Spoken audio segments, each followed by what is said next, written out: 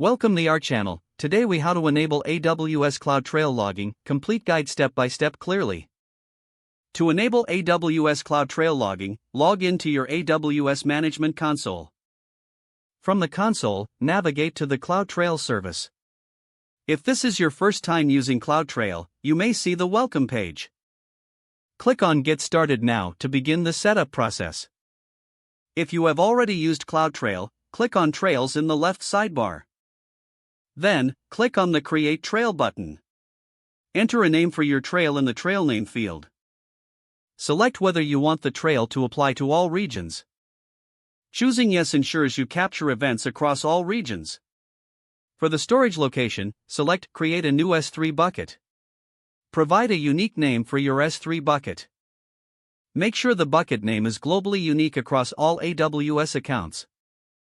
You can configure additional settings such as log file SSE encryption if desired. Next, scroll down to the Advanced section. Here, you can choose to enable logging for both management and data events. Select the appropriate options based on your logging needs. You can also specify a CloudWatch logs group if you wish to monitor logs in real time.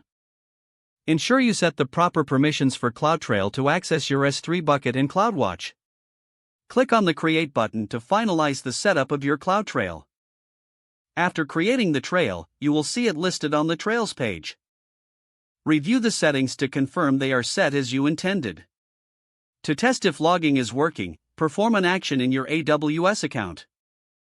Then, check your S3 bucket for the newly created log files.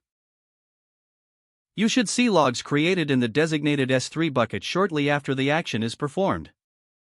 Congratulations, you have successfully enabled AWS CloudTrail logging.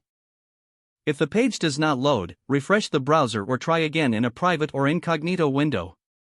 Make sure you are using the correct email address, then retype it carefully to avoid small typos. If your password is not accepted, use the reset option and create a new strong password you can remember. Check your spam folder for verification or security emails, then complete any requested confirmation steps. Don't forget to like this video and subscribe to our channel for more step-by-step tech guides.